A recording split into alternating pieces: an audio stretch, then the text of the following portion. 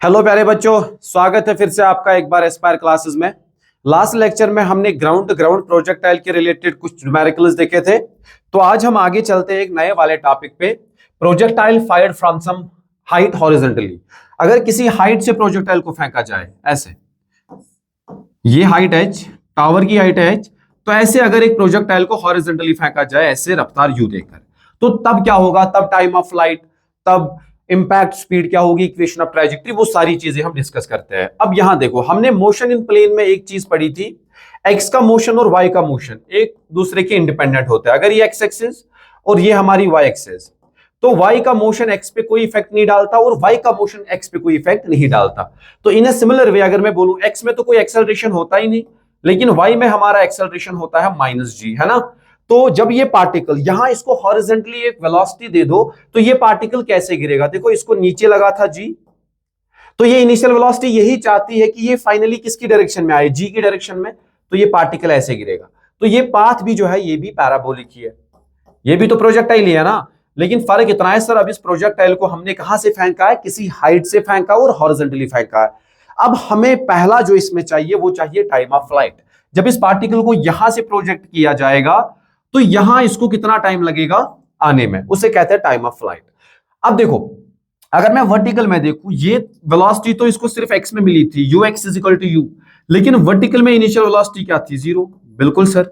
अब देखो, जब ये यहां टकराएगा तो डिस्प्लेसमेंट वाई में कितना आया होगा, एच। तो मैं लिख सकता हूं s is equal to, y में हमें लिखना, तो मैं लिखूंगा y is equal to u y t plus 1/2 of a y t square ऐसे। अब हमें पता है सर y में कितनी डिस्प्लेसमेंट आई, अरे भाई माइनस एच आई ना, अगर y की बात कर रहे हैं तो ये minus h is equal to what is u y तो जीरो है और t उसी के साथ उड़ गया। अब ए वाई है कितना, minus g by two into t square. तो यहां से हमें जो टाइम ऑफ फ्लाइट का फॉर्मूला मिला है वो मिला है 2h/g। अब मोशन अंडर ग्रेविटी याद करो, जब हम पार्टिकल को जस्ट रिलीज करते थे, मोशन अंडर ग्रेविटी अगर याद करोगे, ऐसे अगर किसी हाइट h से उसको रिलीज करते थे u इज इक्वल टू 0 देकर, तब भी टाइम कितना लगता था, तब भी टाइम लगता था √2h/g। अभी भी टाइम कितना लगा, अभी भी टाइम लगा √2h/g। तो यहां से हमें समझ में आया सर, अगर किसी हाइट से एक प्रोजेक्टाइल को हॉरिजॉन्टली फेंका जाता है, उस केस में जो टाइम ऑफ फ्लाइट होता है वही टाइम ऑफ फ्लाइट कब होता है, जब एक पार्टिकल को किसी हाइट से छोड़ा जाता है जस्ट इनिशियल वेलोसिटी u देकर। देखो यहां भी तो सेम टाइम आया ना, ये वाला टाइम भी उतना ही आया, √2h/g। ये कौन सा टाइम था, ये वो टाइम था जब एक पार्टिकल को कहां से रिलीज किया जाता है, h हाइट से उसको रिलीज किया जाता है, तो उसको कितना टाइम लगता है जमीन तक आने में, √2h/g।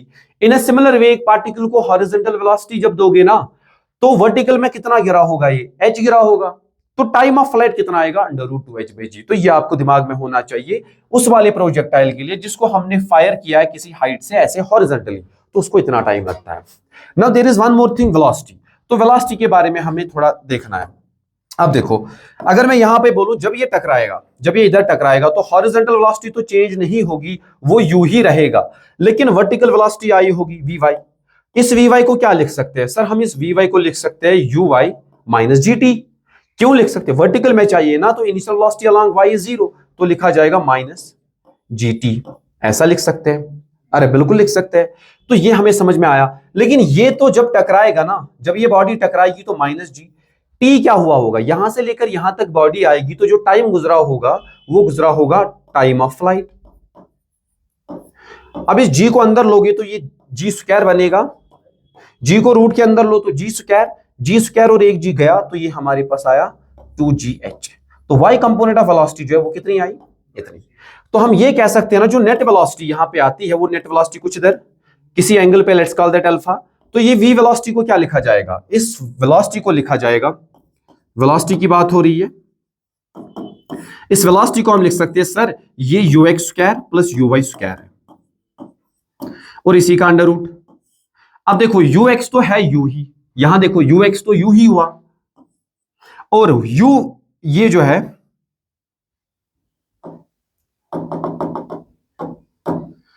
हाँ जी, ये वाली वेलोसिटी जो है ये है vy, और इसी को हम अंडर रूट में ले रहे हैं। अब देखो ux है कितना, u स्क्वायर, अब vy है कितना, vy तो अभी हमने लिखा माइनस √2gh, जब इसको स्क्वायर करोगे तो क्या बनेगा, प्लस 2gh। अब यहां एक इंपॉर्टेंट चीज जो है वो ये है, यू वी की वैल्यू हमें आई यू स्क्वायर प्लस 2gh। कहने का मतलब इसको ऐसे भी लिख सकते हैं, v square minus u square is equal to 2gh। ये इक्वेशन बिल्कुल वैसी है जो इक्वेशन हमने देखी थी, कब? मोशन अंडर ग्रेविटी में, जब हम पढ़ते थे 1D। अब यहां पे सोचने वाली बात है, यू किधर? इधर, और वी किधर? इधर। तो ये दो सेम डायरेक्शन में तो नहीं है, क्योंकि भाई यू तो इधर है और वी किधर है? इधर। तब भी हम ये इक्वेशन लगा सकते हैं। आप सोचो, हमारा यू इनिशियली इधर था, एच हाइट गिरने के बाद ये पार्टिकल यहां टकराता है और वेलोसिटी कितनी हो जाती है? इधर v। लेकिन इसमें आपको देखना है कि जो एक्सेलरेशन था वो g था ना। इस फॉर्मूला को जब आप यूज करोगे, v किसी भी डायरेक्शन में होगा, नो प्रॉब्लम। जिस भी डायरेक्शन में होगा आप इसका स्क्वायर लोगे। u किसी भी डायरेक्शन में होगा, नो प्रॉब्लम, आप इसका स्क्वायर लोगे। लेकिन यहां आपको एक चीज का ख्याल रखना है, g नीचे की तरफ था ना, तो जो g के साथ में डिस्प्लेसमेंट आएगा वो आएगा इधर in the direction of g और इसके अपोजिट। मतलब अगर पार्टिकल को मैं यहां से फेंकता तो किसी भी टाइम पे मैं आपको पूछता बताओ वेलोसिटी, तो आप क्या कम करते? इस वाली इक्वेशन में आप अगर g नीचे की तरफ लगा तो आप डिस्प्लेसमेंट भी कौन सा लोगे? आप डिस्प्लेसमेंट भी लोगे इधर in the direction of g और opposite to the direction of g। इस चीज का ख्याल रखना है आपको। अब अगर मैं वर्टिकल में, तो मुझे वेलोसिटी मिली थी, तो टोटल वेलोसिटी मिल गई मुझे। ये तो बिल्कुल वैसा ही है ना जो हम पढ़ चुके हैं। अब इसमें और एक चीज है कि अगर किसी भी टाइम t पे आपको वेलोसिटी पूछे, ऐसे पार्टिकल को फेंका u रफ्तार से, तो ये पार्टिकल ऐसे गिरा किसी भी टाइम t पर, ये x में चला, लेट सपोज x, और y में कितना नीचे आया? y नीचे आया।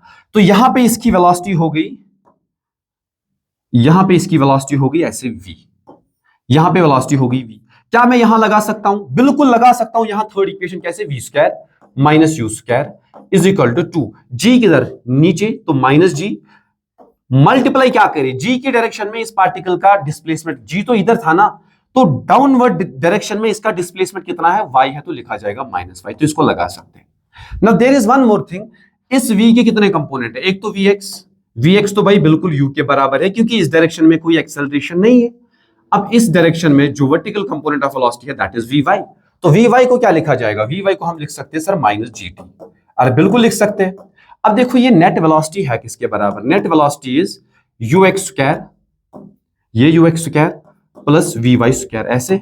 हाँ जी सर लिख सकते हैं। तो ये हमारे पास आएगा v is equal to under root of ux है कितना? ux is u square plus vy के बदले क्या लिख सकते हैं? g square t square. तो ये आप लिख सकते हो सर, वेलोसिटी किसी भी टाइम t बाद जो पार्टिकल की वेलोसिटी होगी वो कितनी होगी? Under root of u square plus g square t square. Now one more thing, ये आपसे पूछा जाता है, बताओ भाई ये वाला एंगल कितना है? ये वाला, इसे कहेंगे tan अल्फा। अब इस ट्रायंगल को पूरा करो, ये है vx, इधर लगा vy, अगर ये vy तो ये भी vy, ये हमारा रिजल्टेंट v, और ये भी हमारा vx, तो ये हमारा अल्फा। अगर मैं tan अल्फा को लिखूं तो tan अल्फा को लिखा जाएगा परपेंडिकुलर, परपेंडिकुलर कितना है? vy अपॉन ये वाला कितना है? vx।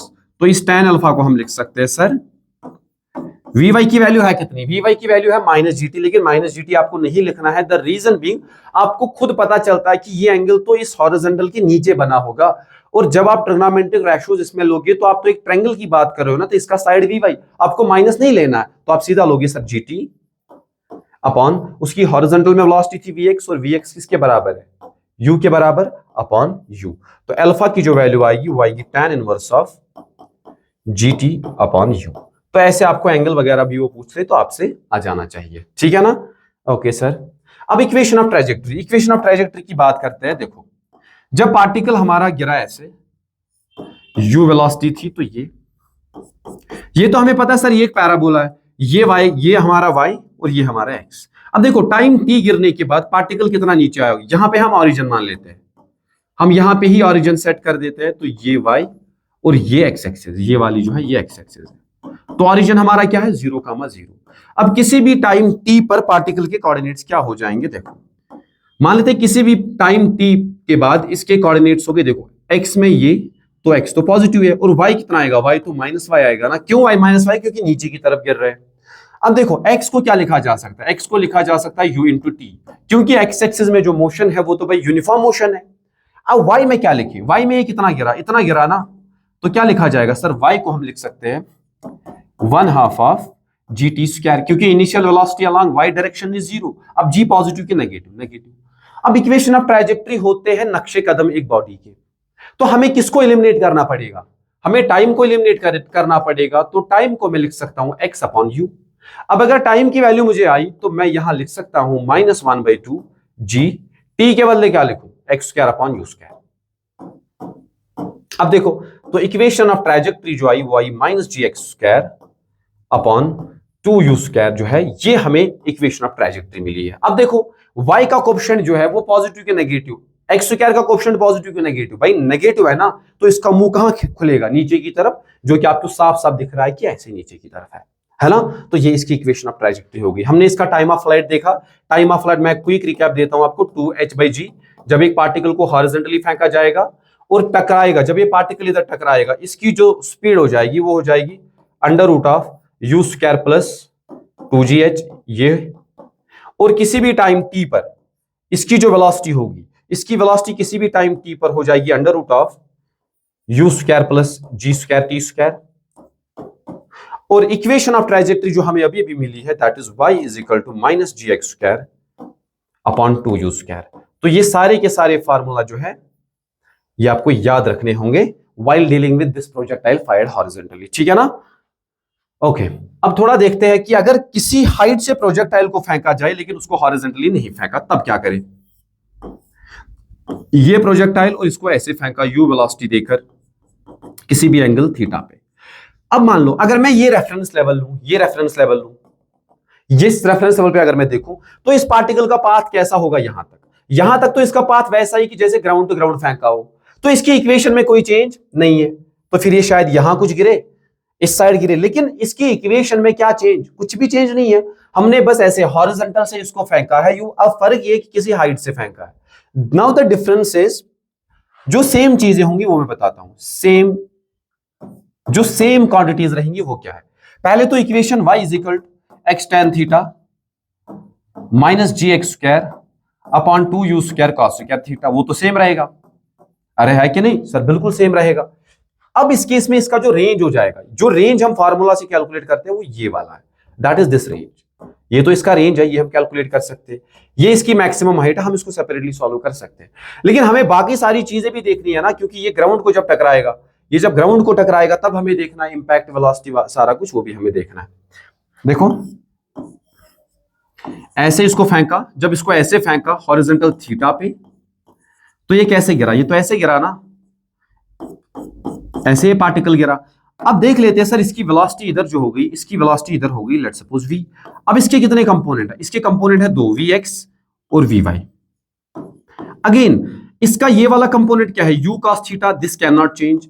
इसका वर्टिकल कंपोनेंट क्या है? u sin of theta. इसका वर्टिकल कंपोनेंट है u sin ऑफ थीटा। अब देखो, मैक्सिमम हाइट लाने के लिए ये u sin थीटा रिस्पॉन्सिबल है, और टाइम ऑफ फ्लाइट के लिए भी रिस्पॉन्सिबल है u sin थीटा। और ये हॉरिजॉन्टल u cos थीटा वाला जो है, ये फैसला करता है कि ये पार्टिकल कितना दूर गिरेगा अपनी बेस से, मतलब ये इसका ओरिजिन है, यहां से कितनी दूर ये गिरेगा। तो vx जो होगा ना भाई, वो अभी भी होगा u cos ऑफ थीटा, उसमें कोई चेंज नहीं है। अब इस v को कैसे लिखा जाएगा? v के लिए भी कोई चेंज नहीं है। v को लिखा जाएगा, क्योंकि मैंने बोला ना u और v किसी, ये तो फाइनल वेलोसिटी है, ये u, ये वाला u और ये v किसी भी डायरेक्शन में हो, no problem, as long as acceleration is constant we can write v = u² plus 2gh लिखा जाएगा, क्योंकि ये हाइट है h। इसको लिख सकते किसी भी डायरेक्शन में हो, इसमें हमें कोई प्रॉब्लम नहीं है। और अगर मैं वेलोसिटी किसी इंस्टेंट पे लिखूं, वो उसमें थोड़ा सा चेंज आएगा, लेकिन यहां पे बात करनी है हमें टाइम ऑफ फ्लाइट की। किसकी बात करनी है? टाइम ऑफ फ्लाइट की। अब याद करो सर, टाइम ऑफ फ्लाइट के लिए क्या करें? अगर आपको याद हो, किसी भी हाइट h से एक पार्टिकल को जब इनिशियल वेलोसिटी ऊपर की तरफ मिलती है तो उसको कितना टाइम लगता था? उसको टाइम लगता था u/g plus √u/g whole square plus 2h/g, इतना टाइम लगता था।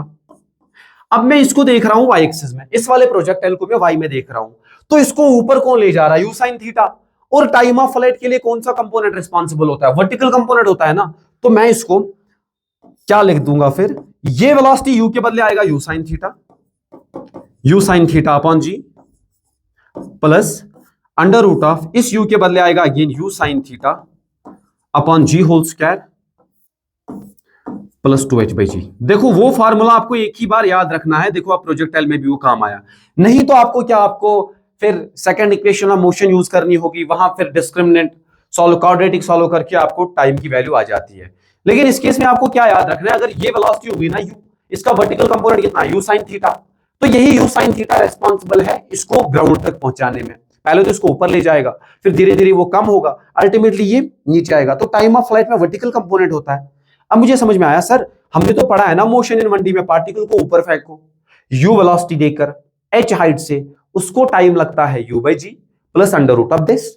तो मैंने इसको थोड़ा सा जो है एनालॉग्स बनाया किसके, इस प्रोजेक्टाइल के। मैंने सोचा भाई इस u में तो u cos थीटा मेरे काम का मतलब है नहीं जब मैं टाइम की बात करूं, तो ये कौन सा कंपोनेंट है u sin थीटा, तो मैंने u के बदले क्या लिख दिया, u sin theta. This is what should be on your mind. अब इसका और एक केस तो ये भी हो सकता है, सर अगर मैं एक प्रोजेक्टाइल को ऐसे फेंकूं, एक प्रोजेक्टाइल को ऐसे फेंकूं, ऐसे, तो ये एंगल है थीटा। अब इसको कितना टाइम लगेगा, देखो अब ये पार्टिकल कैसे टकराएगा, ये पार्टिकल कुछ ऐसे टकराएगा। अब पार्टिकल ने ऐसे टकराया, ठीक है सर, पार्टिकल ने ऐसे टकराया, तो ये v की वैल्यू भी हम लिख सकते हैं किसके बराबर, सर हमें पता है u² प्लस 2gh। इसमें तो कोई चेंज है नहीं, इस इक्वेशन में कोई भी चेंज नहीं है, जहां आप क्वेश्चन सॉल्व कर रहे हो as long as this g same होना चाहिए। तो ये हो गया h। अब इसमें क्या बात आती है सर, इसमें बात आती है टाइम ऑफ फ्लाइट की। टाइम ऑफ फ्लाइट के लिए क्या करें, याद करो जब हम मोशन इन 1D में एक पार्टिकल को कहां फेंकते थे, नीचे फेंकते थे u वेलोसिटी देकर, और उसको कितना टाइम लगता था जब वो h हाइट से बॉडी गिरती थी, उसको टाइम लगता था -u/g plus under root of u/g whole square plus 2h/g। बिल्कुल सर। अब इस केस में देखो, इसमें तो हमें ये नीचे की तरफ वेलोसिटी थी ना डायरेक्ट मोशन इन 1D में, अब इसमें वेलोसिटी तो इधर है, तो इसके कितने कंपोनेंट किए जाए, इसके 2 कंपोनेंट किए जाए। सर ये वाली वेलोसिटी हमें चाहिए, uy वाली। uy किसके बराबर, सर ये तो u sin थीटा है, तो हमें फार्मूला में यही चाहिए। और ये ux तो चेंज होगा ही नहीं, इसको क्या लिखा जाएगा, u cos ऑफ थीटा। बिल्कुल सर लिखा जाएगा। तो फिर मैं टाइम को मॉडिफाई करता हूं ऐसे, इस u के बदले क्या लिखूं, -u sin theta upon g plus under root of u/g whole square plus 2h/g। तो ये हमारे पास, तो 3 के 3 मैं आपको बता देता हूं। देखो अब मैं थोड़ा सा इनको कोरिलेट करता हूं मोशन इन 1D में। मोशन इन 1D में ऊपर फेंको पार्टिकल को u से या नीचे, अगर यहां लगता है टाइम t1 और यहां लगता है टाइम t2, तो t1 को लिखा जाता था u/g plus u upon g whole square plus 2h/g, ये लिखा जाता था। और t2 की वैल्यू जब चाहिए थी, t2 की वैल्यू के लिए हम क्या लिखते थे, -u/g plus under root of u upon g whole square plus 2h/g, ये लिखते थे। अब इसी के बेसिस हम 2 प्रोजेक्टाइल कंस्ट्रक्ट करते हैं। कैसे सर, एक तो हमारा ये और दूसरा हमारा ये, सेम हाइट से, this is h and this is h। अब इस केस में जब इधर प्रोजेक्ट करोगे u, ये एंगल है थीटा, अब हमारे लिए काम की वेलोसिटी कौन हो जाएगी, u sin थीटा। अब देखो, अब इसको अलग से देखो, अब हॉरिजॉन्टल कंपोनेंट को भूल जाओ, तो y में इसका मोशन h हाइट से इसको फेंका गया, जैसे y में u sin थीटा, ये तो इसी के एनालॉगस है ना, h हाइट से आपने पार्टिकल को ऊपर फेंका u से, जब u से फेंका तो इधर u आया।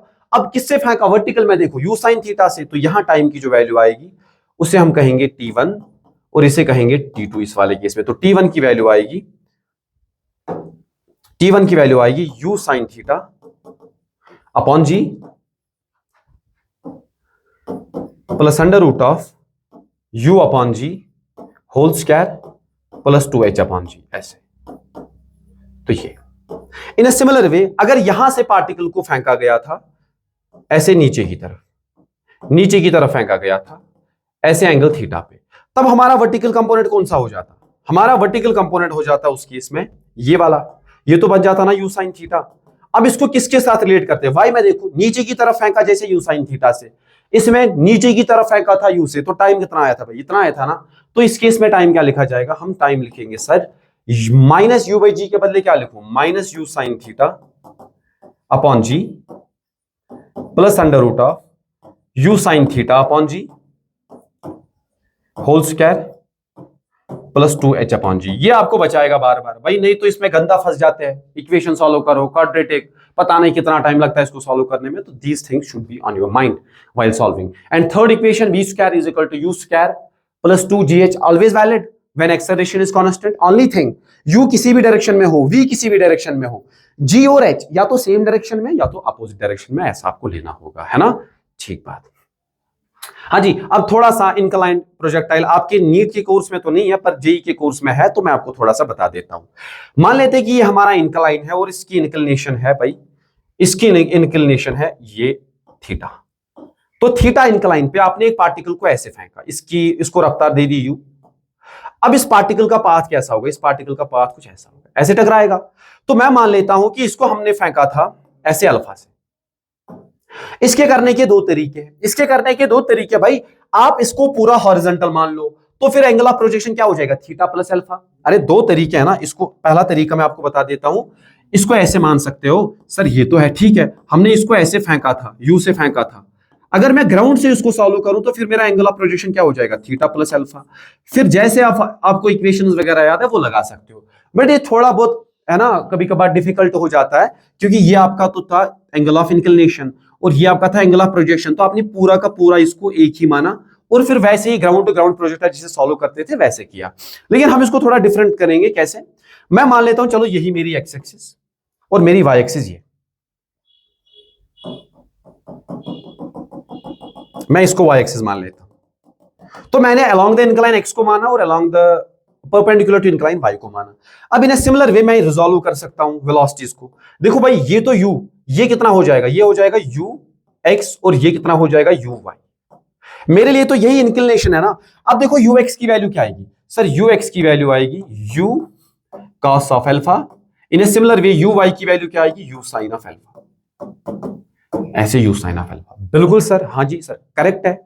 तो ये, अब अगर मैं आपको बोलूं भाई क्या एक्स एक्सिस में एक्सेलरेशन है, बिल्कुल एक्स एक्सिस में एक्सेलरेशन है। वो देखो सर वो क्यों है, क्योंकि यहां देखोगे ना, यहां देखोगे जी तो नीचे लगा, अब जी नीचे लगा तो जी के कितने कंपोनेंट होंगे, एक आएगा इधर और इसे कहेंगे ये एक कंपोनेंट होगा इसका, और दूसरा कंपोनेंट कौन सा होगा, दूसरा कंपोनेंट इसका ये वाला होगा, ये वाला इसका दूसरा कंपोनेंट होगा।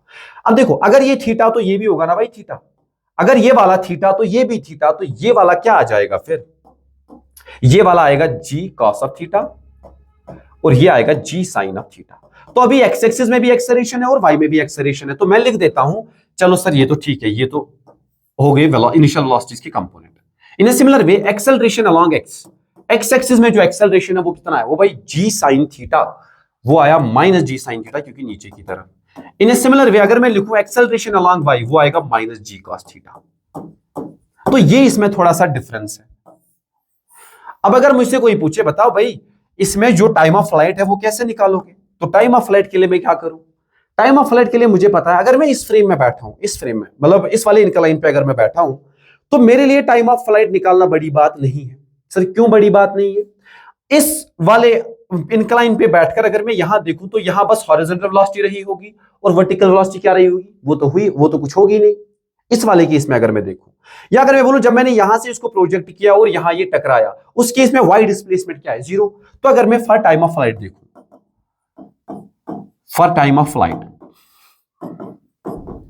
For time of flight I can use second equation. तो सेकंड इक्वेशन का कहना है y is equal to u y t plus 1/2 a y t square. बिल्कुल सर कर सकता हूं। अब देखो y में जो है ना, y में जो टोटल डिस्प्लेसमेंट, जब ये बॉडी यहां से यहां जाएगी तो डिस्प्लेसमेंट कितना आया होगा, जीरो। अब यू वाई है कितना, यू वाई हमें इधर से पता है, सर यू वाई की वैल्यू है यू साइन अल्फा, तो लिख दिया u sine alpha, u sine alpha multiplied by क्या है टी। अब देखो acceleration along y, acceleration y में कितना आया, माइनस जी कॉस थीटा। भाई वाई में जो एक्सेलरेशन है वो तो ऐसे है ना माइनस जी कॉस थीटा, तो मैं लिखता हूं sir minus g cos of theta, ठीक है ना, टी स्क्वायर अपॉन 2। अब देखो टाइम के कितने सोल्यूशन आते हैं इधर, यहां टाइम के सोल्यूशन आएंगे, टाइम बाहर आएगा तो यहां बचेगा u sine alpha minus g cos theta upon 2 into t. तो टाइम के दो सोल्यूशन।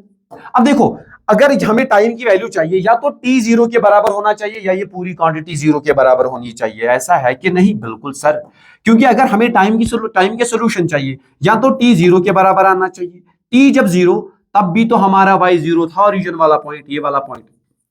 भाई t इज इक्वल टू 0 पे हमारा y 0 था, तो ये एक सोल्यूशन आ गया। लेकिन किसी और जगह फिर से y 0 हुआ, लेकिन इस बार जब 0 हुआ तब हमें जो टाइम आया वो आया टाइम ऑफ फ्लाइट, वो हमें टाइम ऑफ फ्लाइट के बराबर आया।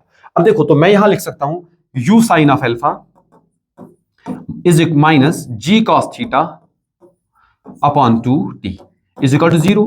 तो t की वैल्यू क्या आएगी? t की वैल्यू आएगी 2u sign alpha upon g cos theta. तो ये हमारा टाइम ऑफ फ्लाइट है। इसको याद करने का तरीका और है, हमें पता होता है ना सर 2u/g, तो मैं ऐसे लिख सकता हूं 2uy अपॉन जी वाई। अरे लिख सकते हैं सर, हमें तो ये पता है ना 2uy अपॉन जी असल में होता है टाइम ऑफ फ्लाइट में। अगर ये वर्टिकल वेलोसिटी, तो नीचे एक्सेलरेशन का y कंपोनेंट ही आता है। तो अब देखो, इसको शॉर्टकट से कैसे किया जा सकता है? 2uy है कितना? uy इस केस में है कितना भाई? ये तो u साइन अल्फा हुआ ना, 2u sign alpha upon vertical में एक्सेलरेशन g का कौन सा कंपोनेंट? g cos theta. तो ऐसे इसको याद रखा जा सकता है। लेकिन इसमें आपको याद रहे, इस वाले फार्मूला में क्या याद रहे सर? इसमें थीटा जो है, हमने थीटा लिया है इंक्लिनेशन एंगल, हमने थीटा लिया है इंक्लिनेशन एंगल, और अल्फा क्या लिया है? Angle of projection. अल्फा को लिया है एंगल ऑफ प्रोजेक्शन। तो ये चीज, इस चीज का आपको ख्याल रहना चाहिए। अब देखो, मैक्सिमम हाइट अगर मुझे चाहिए तो मैक्सिमम हाइट के लिए क्या करूं? मैक्सिमम हाइट इस इंक्लिनेशन के लिए तो ये है, लेकिन इस वाले अगर मैं ग्राउंड से देखूं तो मैक्सिमम हाइट कुछ और है। अगर मुझे इससे चाहिए, अगर मुझे यहां से चाहिए मैक्सिमम हाइट, तो मेरे लिए तो मैक्सिमम हाइट ये वाली है ना। अगर मैं इसी इंक्लाइन पे बैठकर देखूं मैक्सिमम हाइट, अब देखो उसको कैसे किया जाएगा। उसको किया जाएगा मैक्सिमम हाइट के लिए, सर ये तो इंक्लाइन प्रोजेक्टाइल ऐसे इसको फेंका था, ऐसे इसको यू से फेंका था, और ये एंगल क्या था? ये एंगल था अल्फा। तो फिर पार्टिकल ऐसे गया, और यहां इसकी जो वर्टिकल वेलोसिटी है वो क्या हुई? 0। इसीलिए 0 हुई क्योंकि हमने इसको तो y माना है ना, हमने तो इसको y माना है, और हमने इसको x माना है, हमने इसको x माना है और इसको y माना है। और हमारा h max जो है वो ये है। हमारा h max कब अचीव होता है? जब वर्टिकल वेलोसिटी 0 हो। x कंपोनेंट कुछ होगा, x कंपोनेंट मान लेते हैं कि यहां पे था u cos अल्फा, अब यहां पे होगा लेट्स कॉल इट u2। अभी u2 और u cos अल्फा बराबर नहीं है। सर ये क्यों बराबर नहीं है? क्योंकि इधर की तरफ एक एक्सेलरेशन आया था ना भाई, g साइन थीटा आया था, तो वो इस वर्टिकल ये हॉरिजॉन्टल वेलोसिटी को कंटिन्यूअसली चेंज कर देता है। तो इसीलिए it has some difference with the projectile that is fired from ground. उसके साथ इसका डिफरेंस इसीलिए है क्योंकि यहां हॉरिजॉन्टल कंपोनेंट भी चेंज होता है, वर्टिकल कंपोनेंट तो चेंज हो ही रहा था क्योंकि एक्सेलरेशन के 2 कंपोनेंट आते हैं इधर। अब मैक्सिमम हाइट के लिए क्या करूं? सर मैक्सिमम हाइट के लिए आप एक काम करो, आप लिखो वी वाई स्क्वायर, वाई मैं देख रहा हूं, v y square minus u y square is equal to 2ay into y. Third equation y में लगा रहा हूं, बिल्कुल लगा सकते हैं। अब वर्टिकल यहां देखो, यहां वी वाई क्या हुआ? हमारा वी वाई हुआ 0, लेकिन यू वाई है कितना? यू वाई को यू वाई ही रहने दो। एक्सेलरेशन है कितना? एक्सेलरेशन वाई में है कितना? उसे हम कहते हैं ना भाई, ये तो माइनस जी वाई है, और ये तो हमारा माइनस जी एक्स आया था। एक्स कंपोनेंट ये हमारा बेसिकली जी था, इसके 2 कंपोनेंट आए थे, एक तो आया था ये माइनस वाला कंपोनेंट माइनस जी वाई और माइनस जी एक्स, तो ये आया -2gy इंटू वाई। तो y जो है, y की वैल्यू जो है, इसे कहते हैं maximum. Maximum value of y कितना आएगा? मैक्सिमम वैल्यू ऑफ y आएगा भाई uy। ये फार्मूला तो हमने देखा है ना, मैक्सिमम हाइट किसके बराबर होती है? Sir u square by 2g हम पढ़ते थे, लेकिन उसमें u और g दोनों वर्टिकल होते थे, तो इसीलिए इसमें क्या चेंज है सर? इसमें जो चेंज है वो ये है कि y मैक्स की वैल्यू है h मैक्स, बिल्कुल सर। अब uy की वैल्यू क्या है? u square sine square alpha divided by 2g cos theta. हाँ जी, क्योंकि इधर तो cos थीटा है ना, ये वाला कंपोनेंट कितना हो जाता है? अगर ये थीटा तो ये भी तो थीटा, ये वाला कंपोनेंट कितना होता है? cos थीटा, तो लिख दिया मैंने y में cos ऑफ थीटा। अब जैसे ही यहां चेक करो तो यहां भी g cos थीटा आया था, क्योंकि टाइम ऑफ फ्लाइट और मैक्सिमम हाइट में सेम कंपोनेंट आते हैं एक्सेलरेशन के, तो यहां आया था 2u sin theta, 2u sin alpha upon g cos theta, और यहां जो है, यहां हमें क्या मिला है? u square sine square alpha divide by 2g cos theta. तो ये, अब अगर कोई मुझसे पूछे सर इक्वेशन ऑफ ट्राइजेक्टरी क्या लिखी जाएगी, दिमाग लगा के इक्वेशन ऑफ ट्राइजेक्टरी, देखो मैं इक्वेशन ऑफ ट्राइजेक्टरी के लिए थोड़ा सा यहां पे दिमाग चाहिए बच्चे को। अगर ये थीटा और आपने ऐसे इसको फेंका, यू से फेंका, ये एंगल कितना हुआ? ये एंगल हुआ अल्फा। तो इसके लिए मैं थोड़ा सा जुगाड़ लगा देता हूं। क्या जुगाड़ लगा देता हूं? अगर मैं इसको एक्स मान लूं और इसको वाई मान लूं, इसको वाई मान लूं, इसको वाई मान लूं, तो फिर देखो ये प्रोजेक्टाइल कैसा, ये एक प्रोजेक्टाइल है जिसका हॉरिजॉन्टल के साथ कितना एंगल है? Theta plus alpha. अरे भाई ये तो आप नए से ट्रांसफॉर्म हो गया, जैसे कि हमने एक प्रोजेक्टाइल को फेंका है वेलोसिटी यू देकर, लेकिन अभी उसका ग्राउंड के साथ जो एंगल है that is theta plus alpha. ये हमारी एक्स एक्सिस और ये हमारी वाई एक्सिस। अब याद करो इक्वेशन ऑफ ट्राइजेक्टरी क्या होती थी ground to ground project? Y is equal to x tan theta आता था ना, एक्स टेन थीटा, लेकिन मैं थीटा के बदले क्या लिखूंगा? Theta plus alpha. माइनस आता था जी एक्स स्क्वायर, ठीक है, अपॉन क्या आता था? Two u square, u square तो ठीक है, लेकिन फिर आता था कॉस स्क्वायर थीटा, थीटा के बदले क्या लिखूं? Theta plus alpha. तो ऐसे इसको मॉडिफाई किया जा सकता है, ऐसे आप इसकी इक्वेशन वगैरह लिख सकते हो। अब जो रेंज है, रेंज निकालने का जो सोफिस्टिकेटेड तरीका वो तो हमारे पास नहीं है, लेकिन हम रेंज के लिए क्या कर सकते हैं? सर रेंज के लिए हम लिख सकते हैं r is equal to u x t minus 1/2 g x t square. बिल्कुल सर लिख सकते हैं। तो यहां रेंज की वैल्यू भाई देखो, यू एक्स है क्या? यू एक्स हमारा है यू कॉस अल्फा, टी तो बाहर आएगा पहले, अंदर बचेगा u cos of alpha, minus g x की वैल्यू है क्या? जी एक्स की वैल्यू है g sine of theta upon 2 into t. तो मैंने वैल्यूज दे दी। अब थोड़ा सा इसको एडजस्ट कर सकते हैं, कैसे? तो रेंज को लिखा जा सकता है, मैं लिखता हूं t u cos theta minus g cos of theta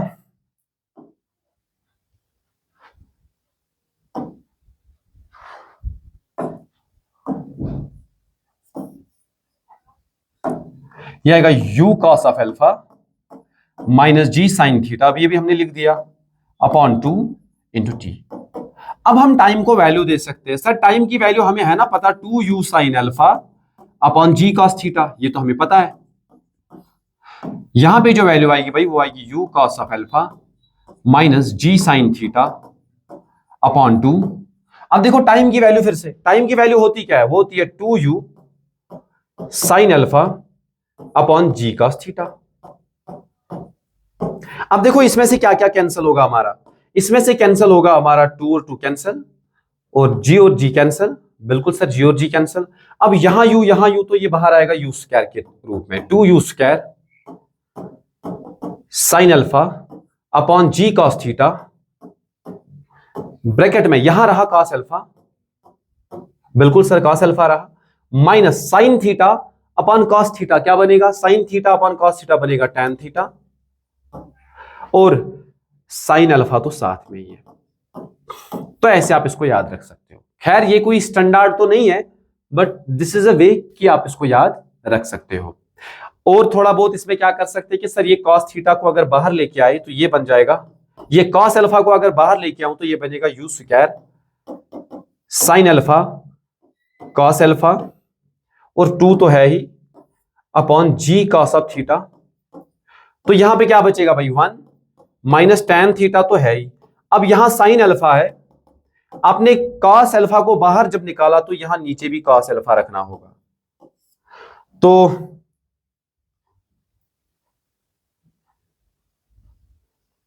हाँ जी, तो यहां इस रेंज को लिख सकते हैं हम, सर ये बन जाएगा यू स्क्वायर तो है, ठीक है sir, twice sine alpha cos alpha, क्या होता है? Sine of 2 alpha upon g cos theta, बिल्कुल सर, ये बन जाएगा 1 माइनस टेन थीटा तो है, बिल्कुल सर टेन थीटा है, और sine alpha by cos alpha क्या होता है? Tan alpha. तो इस फॉर्मेट में आप इसको याद रख सकते हो, इस रेंज को इस फॉर्मेट में आप याद रख सकते हो, क्योंकि उतना आसान नहीं होता इसका फॉर्मूला बनाना, लेकिन इस फॉर्मेट में आपको पता है, इसी यही फॉर्मेट तो होती है ना, u square sine 2 alpha upon g cos theta, ये तो आप याद रखोगे। हाँ सर ये तो याद रखेंगे हम, और साथ में ये वाला फैक्टर आपको जोड़ना होगा। और इस जी कॉस थीटा के बदले आप क्या लिख सकते हो? जी कॉस थीटा के बदले आप लिख सकते हो ये जी एक्स वाला भी होता है। तो ये सारे जो है कॉन्सेप्ट हमने ग्राउंड देखा वो कर लिया, फिर किसी हाइट से हॉरिजॉन्टली फेंका वो देखा, और किसी हाइट से थोड़ा किसी एंगल पे फेंका, किसी हाइट से थोड़ा किसी एंगल पे फेंका नीचे की तरफ। फिर हमने सारे time of flight, equation of trajectory, सारा कुछ देख लिया। इंक्लाइन प्रोजेक्टाइल पे सारा कुछ हमने देख लिया, चाहे टाइम हो, टाइम ऑफ फ्लाइट हो, मैक्सिमम हाइट हो, रेंज हो, इक्वेशन ऑफ ट्रैजेक्टरी, वो सारा हमने देख लिया। तो कल वाले सेशन में हम इस पे, जो कल वाला सेशन होगा हमारा, तो हम उस पे कुछ सवाल डिस्कस करते हैं। तो ये आपके लिए होमवर्क हो जाएगा। जब हम कल मिलेंगे नेक्स्ट लेक्चर में, तो सबसे पहले आप चेक करोगे कि क्या आपका आंसर सही आया है कि नहीं। तो इस लेक्चर को करते हैं यही एंड, मिलते हैं अगले वाले लेक्चर में। Thank you very much.